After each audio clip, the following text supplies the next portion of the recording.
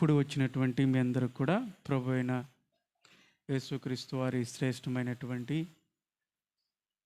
పూజింపదగినటువంటి అత్యున్నతమైనటువంటి నామమును బట్టి మీ అందరికీ నా శుభాలను తెలియజేస్తూ ఉన్నాను. ఈ చక్కటి అవకాశాన్ని ప్రభు ఇచ్చినందుకు గడిచినటువంటి ఆదివారం నుంచి ఈ ఆదివారం వరకు కూడా తన ఉచితమైన కృప ద్వారా మనందరినీ ఈ విధంగా క్షేమంగా భద్రపరిచి ఆయన సన్నిధిలోకి నడిపించి ఆయన మాటను వినిపింప చేయడానికి నాకు ఇచ్చినటువంటి ఈ తరుణాన్ని బట్టి దేవునికి నా హృదయపూర్వక కృతజ్ఞతాస్తుతులు అర్పిస్తూ ఉన్నాను. ఎన్నో అంటే చివరిలోకి వచ్చేసాం కదా, 2025 ఇవాళ అంతా డిసెంబర్ 28. మరొక 3 రోజుల్లో మనము న్యూ ఇయర్ని చూడబోతూ ఉన్నాం. పాత సంవత్సరంలో ఇప్పటి వరకు దేవుడు చేసినటువంటి అనేకమైనటువంటి అద్భుతాలు, అనేకమైనటువంటి దేవుడు చేసినటువంటి గొప్ప కార్యాలు, ఆయన మేలులను ఉపకారములను మనం తలపోసుకొని దేవునికి మనం ఏం చేయాలా? హృదయపూర్వకంగా కృతజ్ఞతాస్తుతులు అర్పించాల్సినటువంటి వారమై ఉన్నాము. ఏం చేశాడండి దేవుడు మా జీవితంలో? ఈ సంవత్సరం అంతా ఎన్ని బాధలు పడ్డం తెలుసండి, ఎన్ని కష్టాలు పడ్డం తెలుసా? మీరు ఈజీగా మాట్లాడేశారు. ఏం చేశాడండి మా జీవితాల్లో? ఎక్కడ వేసినటువంటి గొంగళ అక్కడే ఉంది కదా అని చాలామంది అనుకోవచ్చు. నువ్వు ఊపిరి పీల్చుకుంటున్నావంటే అది ఎవరిచ్చిన బహుమానం చాలదా? నువ్వు భూమి మీద బ్రతికి ఇంకా బట్టగట్టుతున్నావంటే, నువ్వు ఊపిరి పీల్చుకుంటున్నావంటే, శ్వాసను పీల్చుకుంటున్నావంటే అది దేవుడిచ్చినటువంటి కృప మాత్రమే. దేవుని స్తోత్రం చెప్పండి. ఎంతోమంది గతించిపోయారు, ఎంతోమంది లోకాన్ని విడిచి 2025లో వెళ్ళిపోయినప్పటికీ కూడా దేవుడు ఎంత మంచి దేవుడు అండి, మనం ఆరాధిస్తున్న దేవుడు. ఆయన మనల్ని నిలబెట్టాడు. అఫ్కోర్స్ కష్టాలు అందరికి వస్తాయి, క్రైస్తవులకి కష్టాలు రావంటే వస్తాయి, కష్టాలు వస్తాయి, బాధలు వస్తాయి, ప్రతికూల పరిస్థితులు వస్తాయి. కానీ వాటిల్లో మనకున్నటువంటి ధైర్యము, మనకున్నటువంటి నిరీక్షణ ఏంటంటే ప్రభువు మనతో ఉన్నప్పుడు వాటిలో మనల్ని ముందుకు నడిపిస్తాడు. అదొక్కటే మనం తెలుసుకోవాలి. కాబట్టి దేవుని విడిచిపెట్టుకోకుండా దేవుణ్ణి గట్టిగా పట్టుకుందాం. మరి ఇప్పుడు వరకు ఆయన చేసినటువంటి కార్యాలను బట్టి ఒక్కొక్కటి మీరు కళ్ళు మూసుకొని ఇంటికి వెళ్ళిన తర్వాత ఏం చేశాడో దేవుడు అని గనక మీరు ఆలోచన చేయగలిగితే ఎన్నో కార్యాలు, మీకు తెలియనటువంటి కార్యాలు ప్రభు చేశాడు. ఒక్కొక్కటి మీరు రాసుకుంటే ఎన్ని అవుతాయి. అరే ఏం చేయలేదు అనుకున్నాం కదా అనుకోవచ్చు. ఎప్పుడైతే శ్రద్ధగా వాటిని మీరు త్రవి వెనక్కి ఆలోచన చేస్తారో అవన్నీ చూసినప్పుడు మనకన్నీ లాగవు. గుండె నిండా కృతజ్ఞతా భావంతో ప్రభుని మనము సేవించే వారిగా మనం ఉంటాం. దేవునికి స్తోత్రం కలుగును గాక. పాటల ద్వారా ఆయన మహిమపరిచాము, ఆరాధనల ద్వారా కూడా చప్పట్లు కొట్టాలి. దేవుని ఆరాధించేటప్పుడు మనస్ఫూర్తిగా పరవశులం అయిపోవాలి. నేను చాలాసార్లు చెప్పాను, కళ్ళు మూసుకోవాలా, చప్పట్లు కొట్టుకుంటా హృదయపూర్వకంగా దేవుని. మన పక్కన ఎవరున్నారు ఎవరిని చూడకూడదు, ఎవరిని పట్టించకూడదు, మన ఆలోచనలన్నీ కూడా ఎక్కడో ఉండకూడదు. ప్రభు సన్నిధిలో ఉన్నప్పుడు మన ఆలోచనలన్నీ ప్రభువు మీదే కేంద్రీకరించి ఉంచాలా. కొన్నిసార్లు యోగా అని ఉంటుంటుంది. ఆ యోగా టీచర్స్ ఏం చెప్తారంటే ఎదర ఒక చిన్న బొట్టులాగా పెడతారు, ఒక డాట్ లాగా ఉంటుంది. మనల్ని కూర్చోబెట్టేసి వాళ్ళు ఏం చెప్తారంటే దాని మీదే నీ దృష్టి ఉండాలంటారు, దాని మీద నీ కాన్సన్ట్రేషన్ అంతా కూడా అందులోనే ఉండాలంటారు. రెండోది, కళ్ళు మూసుకొని శ్వాస పీల్చుకున్నప్పుడు శ్వాస మీదే నీ ధ్యాస ఉండాలంటారు. అది కాన్సన్ట్రేషన్. అదేవిధంగా దేవుని సన్నిధిలోకి వచ్చినప్పుడు మన చూపు, మన ఆలోచనలు అన్నీ కూడా ప్రభువు మీదే కేంద్రీకరించి ఉంచినప్పుడు మాత్రమే దేవుడు మన హృదయాలను తాగుతాడండి. దేవుడు మనతో మాట్లాడతాడు. అలా కాకోకుండా వచ్చాము వెళ్ళిపోయాం అన్నట్టుగా సాంప్రదాయబద్ధకంగా ఆచారపరమైనటువంటి భక్తిని మనం ప్రదర్శిస్తే కనుక మన జీవితాల్లో మేలులు మనం చూడలేం. ఈ విషయాన్ని గమనించాలి. దేవుడు వాక్యమై ఉన్నాడు.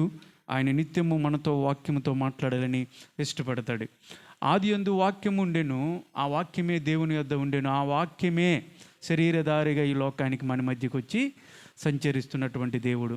మనం ఆరాధిస్తున్నటువంటి దేవుడు నిన్న నేడు మారని వాడుగా, మార్పు లేని వాడుగా మన మధ్య సజీవుడిగా సంచరిస్తున్నటువంటి జీవము గల దేవుడు. దేవుని స్తోత్రం చెప్పండి. మనం ఆరాధిస్తున్న దేవుడు రాయి కాదు, రప్ప కాదు, చెట్టు కాదు, చేమ కాదు, ఈ సృష్టి ఏమాత్రం కాదు. ఆయన సృష్టికర్త.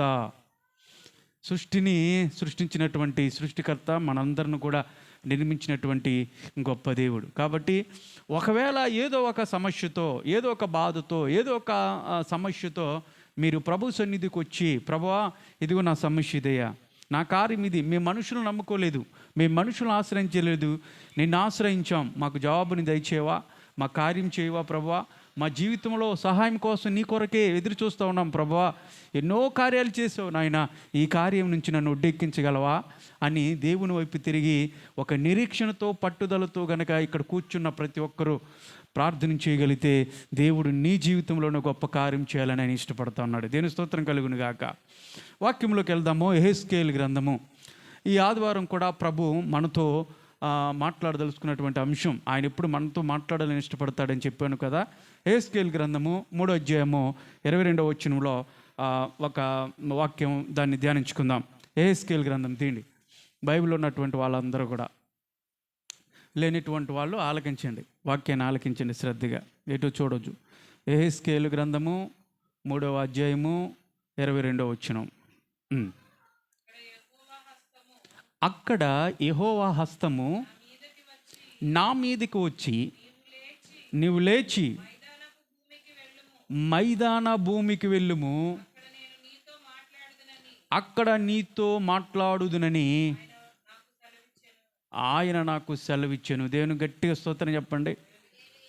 యెహెజ్కేలు గ్రంథం గురించి మాట్లాడుతూ ఉన్నప్పుడు, యెహెజ్కేలు అన్నటువంటి అతను ఒక పెద్ద దైవజనుడిగా, ఒక ప్రవక్తగా కనపడుతూ ఉన్నాడు.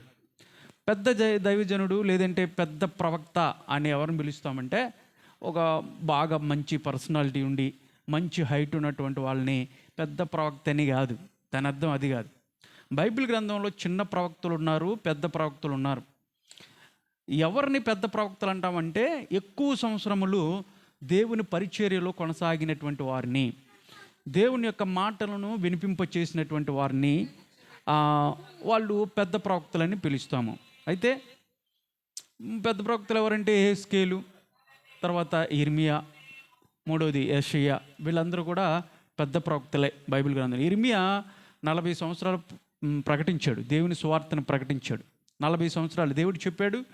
ఆ చెప్పిన మాట ప్రకారము విధేయత చూపించి లోబడి దేవుడు చెప్పమన్నాడు. కాబట్టి ఎన్ని ప్రతికూల పరిస్థితులు వచ్చినప్పుడు కూడా దేవుని యొక్క మాటలను చేశాడు. 40 years ఒక ప్రవక్తగా ఆయన దేవుని మాటలను, ఏదైతే దేవుడు మాటలు చెప్పమన్నాడో ఆ మాటలను చెప్పాడు. రెండోది, యెహెజ్కేలు గారు కూడా ఒక పెద్ద ప్రవక్త బైబిల్లో. ఈయన ఎన్ని సంవత్సరాలు దేవుని పరిచర్య చేశాడంటే 22 సంవత్సరాలు దేవుని పరిచర్య చేసినట్లుగా చూస్తూ ఉన్నాం. ఒక్కొక్కసారి దేవుని యొక్క పరిచారకులుగా, దేవుని యొక్క సేవకులుగా ఉన్నటువంటి వారికి చాలా సమస్యలు వస్తూ ఉంటాయి. దేవుడు కొన్ని పరీక్షలు పెడతాడు, కొన్ని ఆయన ఏదైతే చేయమన్నాడో అవి చేసే ఆ విధానంలో కొంచెం ఇబ్బందిగానే ఉంటుంది దైవజనులకి. మీ అందరికీ తెలీదు, వాళ్ళ లైఫ్ చాలా బాగుందండి, వాళ్ళు పాస్టర్లు అండి అంత బాగుందిలే అన్నట్టుగా చాలామంది ఉంటారు. పనే ఉందండి ఇంకా అన్నట్టుగా అంటూ ఉంటారు. కానీ దైవజనుల మీద ఉన్నటువంటి భారం చాలామందికి తెలియదు. దేవుని పరిచర్య అంటే మొదట్లో నేను కూడా యవ్వన కాలంలో ఉన్నంత వరకు కూడా పరిచర్యలోకి రాకముందు బాగుందిరా వీళ్ళ పరిస్థితి అన్నట్టుగా ఆలోచించేవాడిని. అందుకనే మూసేవాడికి తెలిసిద్ది కావిడి బరువేంటో అన్నది. దేవుని పరిచర్య అంటే అల్లాటప్ప కాదు, అది చాలా భారంతో కూడినటువంటి, బాధ్యతతో కూడినటువంటి సేవ. ఇది అన్ని సేవల కన్నా ఉత్తమమైనటువంటి సేవ దైవ సేవ. ఈ యెహెజ్కేలు ఒక జీవితంలో కూడా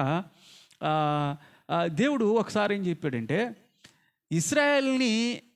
ఇశ్రాయేల్ పక్షాన వాళ్ళని బలపరుచినట్లుగా నువ్వు ఒక పక్కనే తిరిగి 390 రోజులు పడుకోమన్నాడు. వాళ్ళ భారము నిమిత్తమై, ఇశ్రాయేలు భారము నిమిత్తమై నువ్వు ఒకటి చేయాలి యెహెజ్కేలు. అదేంటంటే 390 రోజులు అంటే ఒక 1 year దాటి కదా, సంవత్సరానికి 365 రోజులు అయితే 390 రోజులు యెహెజ్కేలుని దేవుడు చెప్పాడు, నువ్వు ఎడం వైపు పడుకోవాలి అన్నాడు. సులువా లేదంటే కష్టమా?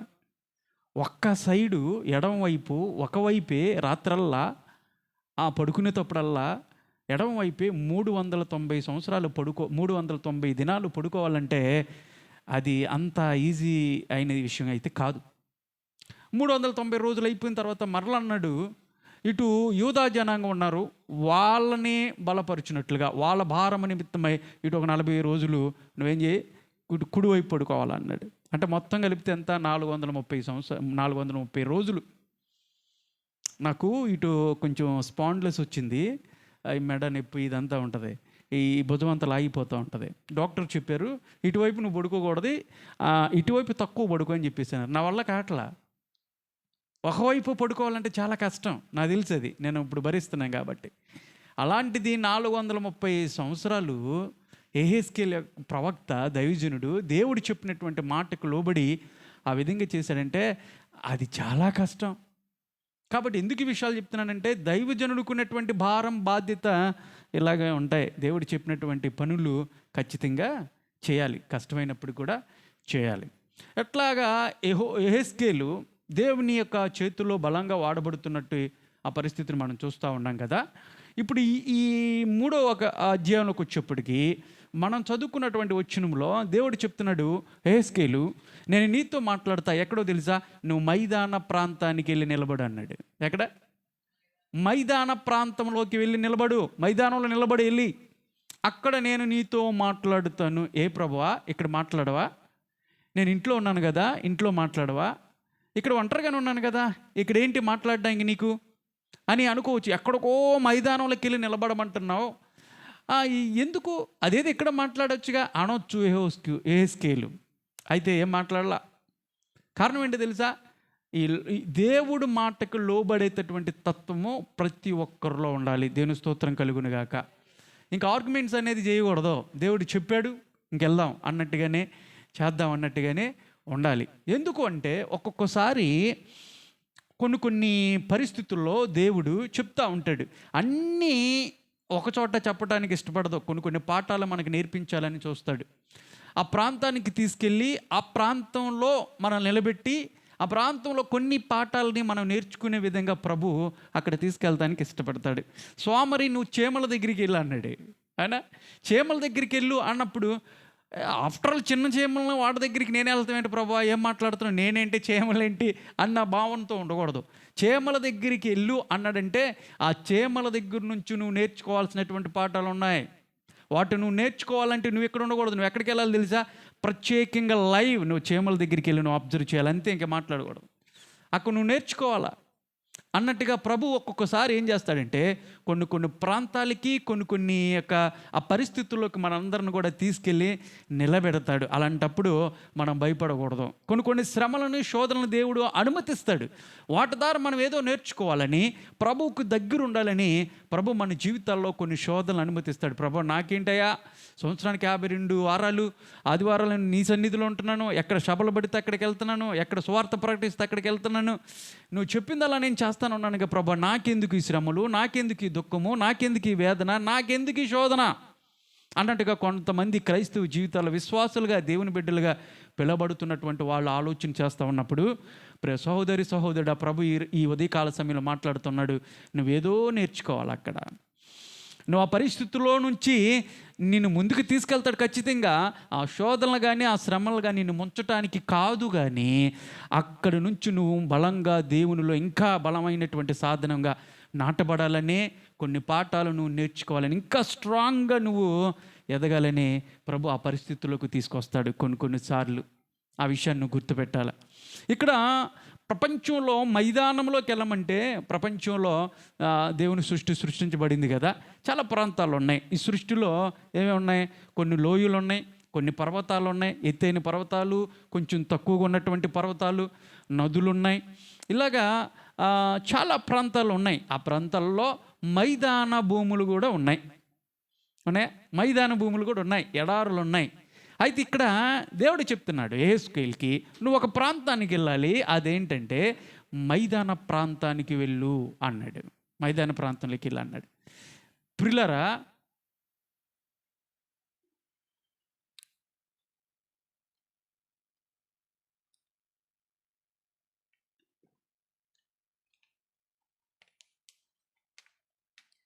జాగ్రత్తగా గమనించండి. మైదాన భూమిలో ప్రభు ఏం మాట్లాడదలుచుకున్నాడు యెహెజ్కేలుతో? అని ఆలోచన చేస్తే, మనం గనక మైదానంలో నిలబడితే ఏస్కేల్ ఉన్నటువంటి పరిస్థితుల్లో ఈ ఉదయకాల సమయంలో కూడా నీతో నాతో మాట్లాడుతున్నాడు. నువ్వు వెళ్ళు మైదానంలో నిలబడు, నేను నీతో మాట్లాడుతానన్నాడు ప్రభువా మైదానంలో నిలబడితే ఏం మాట్లాడతావు? ఒకవేళ మైదానం అన్నటువంటి పదము నుంచి మనమే నేర్చుకోవాలి, ఆ ప్రాంతము నుంచి మనమే నేర్చుకోవాలి అన్న ప్రశ్నతో కనుక ఈ ప్రసంగాన్ని మనం ప్రారంభించుకుంటే చాలా విషయాలు ఉన్నాయి మైదానం అనే ప్రాంతంలో ఏం జరిగినాయో అన్న విషయాలు బైబిల్ గ్రంథంలో చాలా ఉన్నాయి. కానీ మనకు టైం సరిపోదు కాబట్టి ఒక 3 విషయాలను చెప్పేసి నేను ముగించేస్తాను. జాగ్రత్తగా గమనించండి. బైబిల్లో ఏదైనా ఒక పదం మనం చూసినప్పుడు దేవుడు ఒక ప్రాంతాన్నో లేదంటే ఒక వ్యక్తి యొక్క పేరునో మరొకటి బైబిల్లో ఉన్నటువంటి ప్రతి ఒక్క పదము నుంచి అనేకమైనటువంటి ఆధ్యాత్మికమైనటువంటి సత్యాలను మనం నేర్చుకోగలం. అందుకనే బైబిల్ ఏది నిరర్ధకం కాదు, వేస్ట్గా ఇది రాశారు అంటానికి ఏం లేదు, అన్నీ ఉపయోగకరంగానే ఉంటాయి. ఇదేంటండి, ఒక్కసారి రాసినటువంటి పేరు కొన్నిసార్లు ఒక వ్యక్తి పేరు కూడా ఒక్కసారి రాయబడి ఉంటుంది. ఆ వ్యక్తిని ఎందుకు ఉదాహరించి అక్కడ రాశాడు అంటే పరిశుద్ధాత్మ దేవుడు ఆ వ్యక్తి నుంచి కొన్ని పాఠాలు మనం నేర్చుకోవాలి. ఆధ్యాత్మిక సత్యాలు అనేకమైనటువంటి ఘోరమైనటువంటి ఆ సత్యాలు అందులో పొందుపరచబడి ఉంటాయి. అది పరిశుద్ధాత్మ యొక్క దేవుని సహాయాన్ని కోరి మనం తెలుసుకున్నట్లయితే చాలా పాఠాలు నేర్చుకోవచ్చు. ఓకేనా? ఈ విషయం మీకు అర్థమైంది. ఇప్పుడు మైదాన భూమిలోకి ప్రభు వెళ్ళమన్నాడు కదా, ఈ మైదాన భూమిలో ఏం జరిగినాయి? బైబిల్ గ్రంథంలో ఉన్నటువంటి మైదాన భూముల్లోకి వెళ్ళి గనక మనం నిలబడితే, నువ్వు అక్కడ నిలబడు అన్నాడు కదా, అక్కడ గనక నిలబడితే ప్రభు ఏం మాట్లాడదలుచుకున్నాడు అన్న విషయాన్ని జాగ్రత్తగా మనం గమనిస్తే, మొట్టమొదటిగా జాగ్రత్త చూద్దాము. ఆదికాండము తీయండి. ఆదికాండము 11వ అధ్యాయము 2వ వచనంలో అక్కడ ఒక మైదానం ఉంది. అక్కడ కొన్ని మనం నేర్చుకొని ముందుకెళ్దాం. మొట్టమొదటిగా ఆదికాండము 11వ అధ్యాయము 2వ వచనాన్ని చదువుకుందాం. చదువమ్మా. వారు తూర్పున ప్రయాణమై పోచుండగా, అదిగోండి సీనారు ప్రాంతమందు ఒక మైదానము కనబడెను. అక్కడ వారు నివసించి మనము ఇటుకలు చేసి బాగుగా కాల్చుకుందాము రండిని ఒకనితో ఒకడు మాట్లాడుకునిరి. దేవుని స్తోత్రం కలుగును గాక. ఇక్కడ ఒక మైదానం కనపడుతుంది. ప్రభు మైదానంలో నిలబడు అన్నాడు. అక్కడ నువ్వు ఏదో నేర్చుకుంటావు, అక్కడ నిలబడు అన్నప్పుడు ఇక్కడ ఒక మైదానం ఉంది. ఆ మైదానం పేరు ఏంటి చెప్పండి? ఏంటి? ఏ మైదానం? ఇప్పుడు చదివారుగా, సీనారు మైదానము. ఇది అండర్లైన్ చేసుకోండి. ఆ మైదానం పేరేంటి? షీనారు మైదానము. షీనారు అన్నటువంటి ప్రాంతం బబులోను దేశం. అది ఇప్పుడు ప్రజెంట్ ఇరాక్ అని పిలువబడుతున్నటువంటి దేశమే అప్పుడు బబులోను దేశం. దాన్ని షీనారు దేశం అని కూడా పిలిచారు.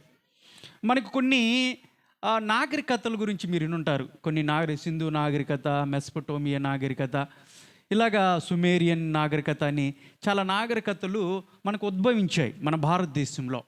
అందులో పురాతనమైనటువంటి నాగరికత సుమేరియన్ నాగరికత అనేది ఈ ప్రాంతము నుంచి మొదలైంది. ఇక్కడి నుంచి మొదలైంది మనకి. జాగ్రత్తగా గమనించండి. బైబిల్లో ఇప్పుడు మనం చదువుకున్నటువంటి ఈ షీనార్ అన్నటువంటి ప్రాంతమే బబులోని దేశము అని మనము చూసాం కదా. అక్కడ కొంతమంది జనులందరూ కూడా సమకూర్చబడి వాళ్ళు ఒక ఆలోచన కలిగి ఉన్నారు. ఆలోచన ఏంటంటే, అరే మనం ఎక్కడికి వెళ్ళొద్దు, మనం ఇక్కడే ఉందాం, ఒక చోటే ఉందాం, నీ పిల్లలు నా పిల్లలు అందరూ కలిసి ఇక్కడే ఉండి మనం పని చేద్దాం. అదేంటంటే ఒక ఎత్తైనటువంటి గోపురం కట్టుకుందాం. ఎలా ఉండాలంటే అది ఆకాశానికి అంటుకుందేమో అన్నట్టుగా ఉండాలి. మనం చూస్తున్నప్పుడు దూరం నుంచి ఆకాశానికి వెళ్ళిపోయిందేమో ఆ గోపురం అన్నట్టుగా మనందరం ఒక్కచోట ఉండి ఒక గోపురాన్ని కట్టుకుందాం అని ఆలోచనతో వాళ్ళందరూ కూడా ఆ షీనారు అన్నటువంటి దేశంలో ఆ ప్రాంతంలోకి వచ్చేసి వాళ్ళు ఇటుకలను తయారు చేసుకొని ఆ గోపురాన్ని కట్టడం ప్రారంభించారు. కొంతమంది బైబిల్ చదువుకున్నటువంటి వారికి విషయాలన్నీ కూడా తెలుసు. అయితే ఇందులో మనం నేర్చుకోవాల్సిన ఒక పాఠం ఉంది. అందుకనే నేను దాని గురించి ఏమైనా మాట్లాడుతున్నాను. వాళ్ళు ఎందుకు అక్కడ ఆ గోపురాన్ని కడదాం అనుకున్నారంటే, అంతకుముందు జరిగినటువంటి ఒక ప్రళయం వచ్చింది. ఆ ప్రళయం ఏంటి? నోవాహు దినములో ఒక ప్రళయం వచ్చింది కదా, జలప్రళయం వచ్చింది. అక్కడ ఉన్నటువంటి వారిని అందరూ కూడా తుడిచిపోయింది. అంటే ఒక ప్రళయాన్ని దేవుడు ఒక జలప్రలయాన్ని, ఒక ఉగ్రతని భూమి మీద కుమ్మరించాలి అనుకున్నాడు. కారణం ఏంటంటే నోవాహు ఉన్నటువంటి టైం వరకు కూడా మనుషులందరూ చెడిపోయారు, భయంకరమైనటువంటి పాపంలోకి పడిపోయారు. సృష్టి అంతా పాపంతో నిండిపోయింది. ఇంక దేవుడు అనుకున్నాడు, నేను నరుని ఎందుకు తయారు చేశానని పశ్చాత్తాపడ్డాడు. ఆ తర్వాత ఆయన తీసుకున్నటువంటి నిర్ణయం ఏంటంటే, ఇంకా ఇక్కడ ఉన్నటువంటి ఈ భూమిలో ఉన్నటువంటి మళ్ళీ వీళ్ళందరిని కూడా నాశనం చేసేద్దాము అనుకున్నాడు. ఆ నిర్ణయానికి వచ్చేసాడు. అంటే దేవుడే ఆ నిర్ణయానికి వచ్చాడంటే అప్పట్లో పాపము ఎంత ముదిరిపోయి పండిపోయిందో మనం అర్థం చేసుకోవాలి. భయంకరమైనటువంటి పరిస్థితి. అప్పట్లో ఉన్నటువంటి పాపమే ఇప్పుడు కూడా రన్ అవుతుంది. ఆ విషయం మీకు తెలుసుకోవాలా. అదే పాపం, నోవాహు టైంలో ఉన్నటువంటి పాపమే ఇప్పుడు కూడా ఈ జనరేషన్లో కూడా మనం చూస్తున్నటువంటి ఇప్పుడు కూడా అదే పాపము రన్ అవుతూ ఉంది. సరే, అవన్నీ చెప్పటం నా ఉద్దేశం కాదు. కానీ ఆ ఉగ్రత ఆ కొమ్మరిచ్చేటప్పుడు ఆ రోజుల్లో నోవాహు నీతిమంతుడిగా ప్రభు దృష్టిలో ఉన్నప్పుడు నోవాహు దగ్గరికి వచ్చాడు. నోవా, ఇదిగో నేను జలప్రలయంతో మరి ఈ భూమి మీద జలప్రలయం రాబోతా ఉంది, ప్రతి ఒక్కరు నశించిపోతారు, నీవు నీ కుటుంబం రక్షణ నిమిత్తమై ఒక వాడని తయారు చేసుకోయా అని చెప్పినప్పుడు దేవుని మాటకు లోబడి ఆయన వాడని తయారు చేస్తాడు. అప్పుడు నోవాహు 120 సంవత్సరాలు దాదాపుగా అక్కడ ఉన్నటువంటి వారందరూ కూడా ప్రవచించాడు, చెప్పాడు, అయా జలప్రలయం వస్తుంది, నాశనం వస్తుందా, మారండ్రా అని చెప్పేసి ఎప్పుడు చెప్తున్నట్టుగానే బతులాడాడు, బామాలాడు. ఎవరిలా జలప్రలయం ఏంటి, నోవాహు పైనుంచి రావటం ఏంటి, అసలు ఇప్పుడు వరకు పైనుంచి వాటర్ రాలేదు, ఏం మాట్లాడుతున్నావు అన్నట్టుగా ఆయన్ని పక్కన పెట్టేస్తే చూస్తుండగానే జలప్రలయం వచ్చింది. అప్పుడు వాళ్ళందరూ కూడా నాశనం అయిపోయారు. ఈ విషయాలన్నీ కూడా ఇక్కడ కూడుకున్నటువంటి వాళ్ళు, అది ఎప్పుడు జరిగింది, నోవాహు దినములు అంటే ఆదికాండం 6వ అధ్యాయంలో జరిగితే, ఇక్కడ మనకు వచ్చింది ఇప్పుడు 11వ అధ్యాయంలోకి వచ్చేసాం. ఈ 11వ అధ్యాయంలోకి వచ్చేప్పటికీ కొంతమంది జనాలు పుట్టుకొచ్చారు. ఎక్కడి నుండి వచ్చారు, అప్పుడు మిగిలినటువంటి జనులందరూ చనిపోగా నోవాహు 3 కుమారులు ఉన్నారు కదా, షేము, హాము, యాపేత్ అనేటువంటి 3 కుమారుల నుంచి మళ్ళీ సంతానోత్పత్తి జరగటం ప్రారంభించింది. మళ్ళీ భూమి మీద నరులు విస్తరించడం ప్రారంభించారు. అంటే 3 ద్వారా మరలా తిరిగి భూప్రపంచాన్ని మీరు ఏలుబడి చేయండి. అక్కడ దేవుడు ఏం చేశాడంటే, వాడలో నుంచి బయటకు వచ్చిన తర్వాత నోవాహుకి ఒక మాట ఇచ్చాడు. ఏంటంటే, మీరు ఫలించండి, అభివృద్ధి పరచబడాలి, మూడోది ఏం చేయాలన్నాడు, భూమిని మీరు నిండించాలా, భూమిని నిండించండి అని దేవుడు చెప్తే, వీళ్ళందరూ కూడా దేవుడు చెప్పినటువంటి మాటకు లోబడుకోకుండా, ఇది మీరు జాగ్రత్తగా ఆలకించాలి, సబ్జెక్టులోకి వస్తున్నాను నేను, ఇది ఆలకిస్తేనే సబ్జెక్ట్ మీకు అర్థమవుతుంది. వీళ్ళు దేవుని మాటకు లోబడకుండా, విధేయత చూపించుకోకుండా ఇక్కడ షేనారు అన్నటువంటి ప్రాంతానికి వచ్చి ఇప్పుడు వీళ్ళు అంటున్నారు, మనుషులందరూ కూడా కొంతమంది పుట్టి కొంతమంది విస్తరించారు. అక్కడ అందరూ కూడా వాళ్ళు చెప్తున్నారు, రే మనం ఎక్కడికి వెళ్ళే పని లేదు, రేగా మనం ఎక్కడికి వెళ్ళే పని లేదు, ఇక్కడ గోపురం కట్టుకుందాం. నోవాహు దినాల్లో మన తాత ముత్తాత ఆ టైంలో వచ్చినటువంటి ఆ జలప్రలయం ఒకవేళ వస్తే మనల్ని మనం రక్షించుకోవాలి కాబట్టి మనం ఏం చేద్దాం తెలుసా, ఒక గోపురం కట్టుకుందాం. భూమి మీద ఒకవేళ అలాంటి ప్రళయం వస్తే పైన ఉందాం అందరం, అప్పుడు ఆ నీళ్ళు మనల్ని ఏం చేయలేవు, మనం నాశనం చేయదు అని చెప్పి దేవుడు చెప్పినటువంటి మాటకి లోబడకుండా మీరు విస్తరింపాలా, భూమిని విస్తరింప చేయాలి అన్న మాటకి, విస్తరణ అంటే ఏంటి, నలుదిక్కుల వాళ్ళు చెదిరిపోవాలి, నలుదిక్కులు విస్తరింప చేయాలి, మీరు ఫలించాలి, అభివృద్ధి పరచబడాలని దేవుడు చెప్తే, మేము ఫలించము, మేము ఎక్కడికి విస్తరించము, ఇక్కడే ఉంటాం. మరి వాళ్ళకి తెలియదు ఆ మాటలో. అలనాడు నోవాహు దినాల్లో జరిగినటువంటి ప్రళయం గురించి వాళ్ళు వినలేదా, విన్నారు. అప్పుడు ఏం జరిగిందో విన్నారు. ఆ దినాల్లో ఎందుకు మనుషులు నాశనం తెచ్చుకున్నారో, ఉగ్రత పాలు ఎందుకయ్యారో వాళ్ళకి తెలీదా, తెలుసు. అన్నీ తెలుసు కూడా దేవుణ్ణి పక్కన పెట్టేసి వాళ్ళ నిర్ణయం ఆ కింద ఉంటుంది, మనకి పేరు తెచ్చుకుందాము రండి అని చెప్పేసి. దేనికోసం అంట, పేరు ప్రఖ్యాతుల కోసం అని చెప్పేసి మనం ఇక్కడ ఒక గోపురాన్ని కట్టుకుందాం. పిల్లలు గమనించండి, ఇక్కడ కొంతసేపు ఆగి మనలోకి తీసుకొస్తున్న వాక్యాన్ని ఇక్కడ కూర్చున్నటువంటి చాలామంది కానీ, లేదంటే మనం చూస్తున్నటువంటి సమాజంలో చాలామంది ఏం చేస్తున్నారు తెలుసా, వాళ్ళ గొప్పల కోసం, వాళ్ళ పేరు కోసం, ప్రఖ్యాతి కోసం ఏం చేస్తున్నారు తెలుసా, చేయకూడని పనులన్నీ చేసుకుంటూ అభివృద్ధిపరచబడాలి, మేము సమాజంలో ఒక మంచి పేరు తెచ్చుకోవాలని చెప్పేసి మోసకరమైనటువంటి మాటలు, మోసపూరితమైనటువంటి మాటలతో జనాల్ని మోసం చేస్తూ వాళ్ళు ఏం చేస్తున్నారు, వాళ్ళ సొంత ప్రయత్నాల్ని కొనసాగుతూ ఉన్నారు. చేస్తున్నారా లేదా? ఇక్కడ ఏం కనపడుతుంది అంటే అహంభావం కనపడుతుంది. దేవుడు ఉన్నాడా వాళ్ళ జీవితాలంటే దేవునికి స్థానం లేదు, దేవునికి వాళ్ళ హృదయంలో స్థలం లేకోకుండా ఆయన పక్కన పెట్టేసి మా శక్తి, మా బలము, మా తెలివి, మా జ్ఞానము మేము చేయలేమా, ఆయన ఉంటేనే చేయగలమా అన్నట్టు ధీమాతో, గర్వంతో, తలబిరుస్తుతనంతో ప్రభువును పక్కన పెట్టేసి తమ సొంత చిత్తాన్ని నెరవేర్చేవారిగా ఈ లోకంలో చాలామంది మానవులు ఉన్నారు. చాలామంది ఉన్నారు. మేము చేస్తాం, మేము సాధిస్తాం అని దేవుని పక్కన పెట్టి మనిషి చేస్తున్నటువంటి ప్రయాస చివరికి ఏమవుతుంది తెలుసా? అది దిగజారిపోయినటువంటి తనంలో కంటే నాశనకరమైనటువంటి స్థలంలో మనిషిని నిలబెట్టేస్తూ ఉంది. కారణం ఏంటి తెలుసా? దేవుని పక్కన పెట్టేశాడు కాబట్టి. వీళ్ళందరూ కలిశారు, దేవుడు చెప్పినటువంటి మాటలు అందరూ కూడా విన్నారు. అయినప్పుడు కూడా మనం ఏం చేయాలా? మనం అందరం ఇక్కడ ఉందాం, ఆయన అట్లా చెప్తాడు, మనం అలా చెప్తాం, మన జ్ఞానం చొప్పున మనం గోపురం కడదాం, పంపించమను ఈసారి జలప్రలయం, ఎలా మనల్ని మనం కాపాడుకోగలమో మనం చేసి చూపిద్దాం అన్నట్టుగా దేవుని పక్కన పెట్టేశారండి. దేవుని పక్కన పెట్టేసి కట్టినటువంటి ఆ బబులోనులో కట్టినటువంటి బాబేలు గోపురం కట్టారు, గట్టిగానే కడతా ఉన్నారు. దేవుని పక్కన పెట్టేసి నువ్వే పరిస్థితుల్లో నువ్వే ప్రయత్నం చేసినా చివరికి ఎక్కడికి వెళ్ళింది తెలుసా? చివరికి వెళ్ళేప్పటికీ నిరాశ వస్తుంది. దాని నుంచి నువ్వేం పొందలేవు, దాని నుంచి నువ్వేం సాధించలేవు.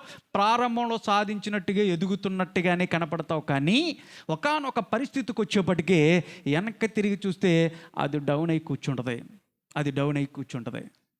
అక్కడ వీళ్ళలో కనపడుతున్నటువంటి అహంభావం, గర్వం, పేరు సంపాదించుకోవాలన్నటువంటి సెల్ఫ్, దాన్ని ఏమంటారు, సెల్ఫ్ చిత్తం, తమ చిత్తాన్ని నెరవేర్చాలన్నటువంటి ఆ 3 ఆలోచనలతో వారు ఆ బాబేలు గోపురాన్ని కట్టడం ప్రారంభించినప్పుడు ప్రభు చూశాడు, కిందకు వచ్చి చూసినప్పుడు వీళ్ళు చేస్తున్నటువంటి పనుల నిమిత్తమై దాన్ని పాడు చేయాలని దేవుడు ఏం చేశాడు తెలుసా? వాళ్ళ భాషలు మార్చేశాడు.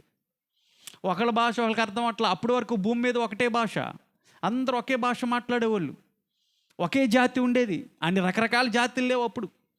ఒకే భాష మానవుడికి ఉన్నప్పుడు ఎప్పుడైతే దేవుడు వాళ్ళ భాషలను తారుమారు చేశారో అక్కడి నుంచి వాళ్ళు చల్లా చెదరైపోయి వెళ్ళిపోయాడు. దేవుడు వాళ్ళందరూ కూడా చెదరగొట్టేశాడు. కారణం ఏంటంటే దేవునికి దగ్గరగా లేరు, దేవుని చిత్తాన్ని నెరవేర్చేవారుగా లేరు. అందుకని చెదరగొట్టేసేసాడు వారిని అందరిని కూడా. చల్లా చెదరైపోయారు, వాళ్ళ జీవితాలు చల్లా చెదరైనట్టుగా. దేవుడు ఏదైతే ఆశించాడో దాన్ని నెరవేర్చడానికి అక్కడ చల్లా చెదరైనట్టుగా మనము చూస్తూ ఉన్నాము. చాలామంది తమ స్వచిత్తాన్ని చేసుకోవాలని, తమ ఆలోచన ప్రకారమే వెళ్ళాలని, తమ నమ్ముకున్నటువంటి వాటినే మేము చేయాలని చాలామంది వాళ్ళందరూ కూడా అదే దృష్టితో ముందుకు వెళ్తూ ఉన్నారు.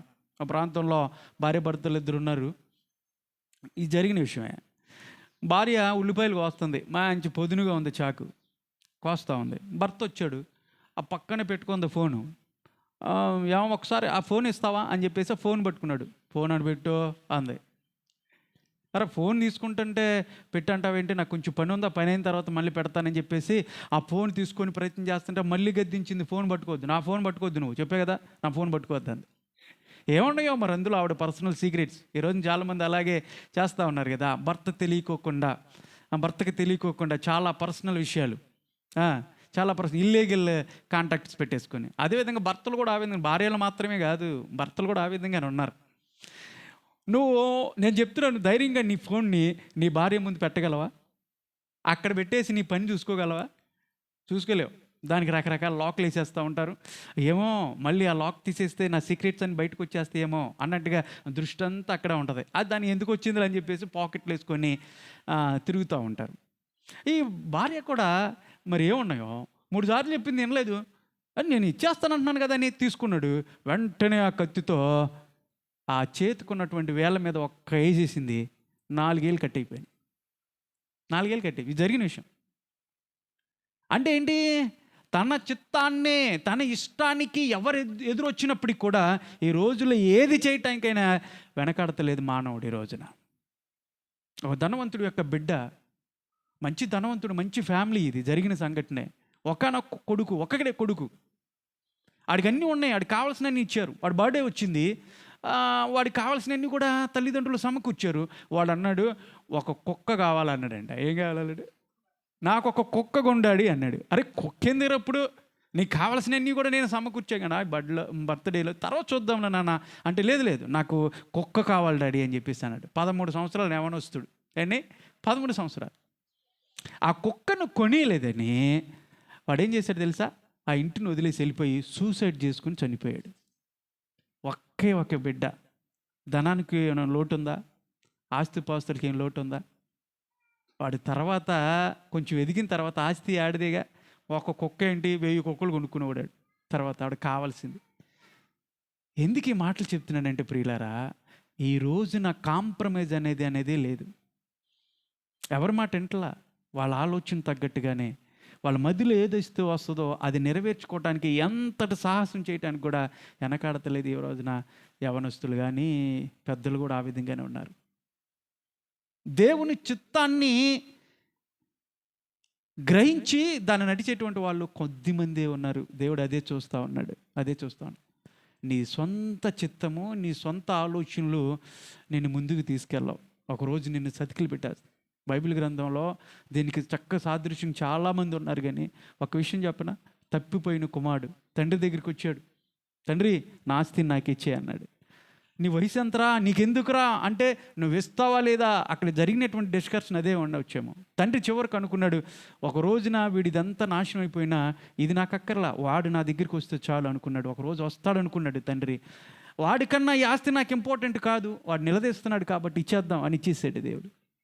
అంటే తండ్రి ఇచ్చేసాడు, తీసుకుని వెళ్ళిపోయాడు. వాడి ఆలోచనలు వేరేగా ఉన్నాయి, వాడి ప్రవర్తన అంతా వేరేగా ఉంది. తన చిత్తాన్ని నెరవేర్చుకోవాలి, తనకి ఇష్టాన్ని ఏదైతే వాడు చేయాలనుకుంటున్నాడో ఆ సెల్ఫ్ ఆ చిత్తాన్ని నెరవేర్చుకోవటానికి దాని అంతా తీసుకెళ్ళి ఏం చేశాడు, చివరికి పాడు చేసుకొని. ఎప్పుడు బుద్ధి వచ్చిందంట వాడికి? ఎప్పుడు? పందులు పొట్టు తింటున్నాడు. అంత పోయిన తర్వాత పందులు పొట్టు తినేటప్పుడు తండ్రి గుర్తొచ్చాడు. అప్పుడు దాకా గుర్తురాలా. అందుకని వాక్యం ఉంటుంది అక్కడ, వాడికి బుద్ధి వచ్చినప్పుడు అని ఉంటుంది. మనిషికి ఎప్పుడు బుద్ధి వస్తుందంటే అన్నీ పోయిన తర్వాత మనిషికి బుద్ధి వస్తుంది. ముందు చెప్తే ఎవడేండవు. నేను చేయగలను, నేను ఏదైనా చేయగలను అన్నట్టుగా తన శక్తిని బట్టో తన సామర్థ్యాన్ని బట్టి వెళ్ళి ఒకసారి సతికిల్లి పడిపోయి అక్కడ అంటాడు వాక్యం, బుద్ధి వచ్చినప్పుడు. ముందు చేయొచ్చుగా. దేవుని ముందు పెట్టుకొని, ప్రభా ఇది చేయమంటావా? ఇది నా ఆలోచన కాదు ప్రభా, నీది ఆలోచన, నీ చిత్తాన నా జీవితంలో నెరవేర్చు ప్రభా అని అప్పుడెందుకు నువ్వు తీసుకోలేదు నిర్ణయం? అప్పుడెందుకు దేవుని అడగలేదు? కారణం చేత ఒకరోజు నీ స్వంత ఆలోచనలన్నీ ఎక్కడికి తీసుకెళ్తాయి తెలుసా? నేను నాశనానికి తీసుకెళ్తాయి. చాలామంది ఈరోజు లోకంలో చూడొచ్చు, గొప్ప గొప్ప సైంటిస్టులే ఈ రోజున వాళ్ళ మరణ పడకలో చనిపోయేటప్పుడు చాలా వేదన రోదనతో చనిపోయారు. మేము తెలుగలమని ప్రపంచానికి చెప్పినటువంటి వాళ్ళే. ఇక్కడ షేనారు మైదానానికి వెళ్ళు హెజ్కేలు అన్నాడు కదా, నేను అక్కడ మాట్లాడతాను అని చెప్పినటువంటి దేవుడు మన మైదానంలో నిలబడినప్పుడు ఇక్కడ ఏం నేర్చుకోవాలి తెలుసా? కొంతమంది వ్యక్తులు తమ చిత్తాన్ని నెరవేర్చుకోవటానికి ప్రారంభించినటువంటి ఆ పనిని చివరికి ఏమైపోయారు? ఆ పనిలో సక్సెస్ అయ్యారా? సక్సెస్ అవ్వాలా?